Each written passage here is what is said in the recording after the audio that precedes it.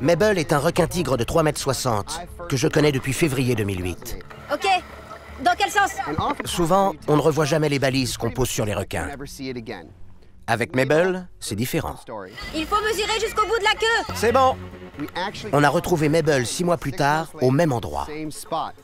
Ce jour-là, on lui a mis une balise acoustique afin de suivre ses déplacements.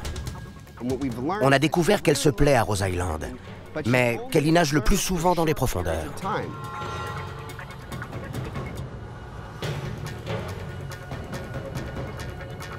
Austin surveille de près les signaux émis par Mabel.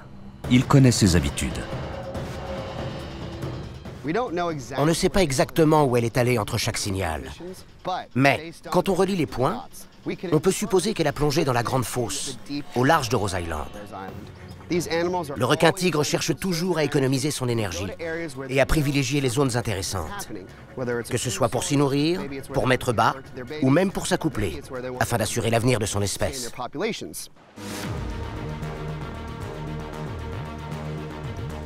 La première chose à faire, c'est de procéder à un petit repérage.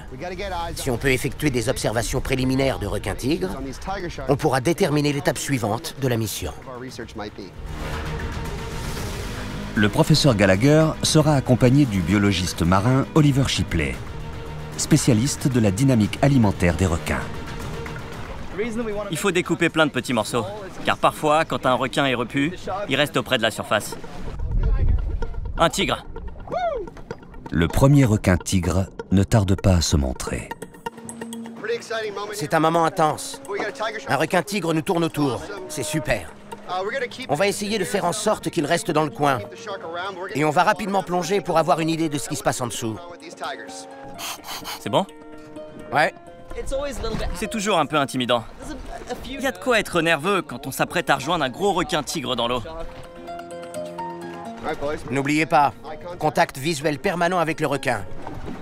On le respecte toujours.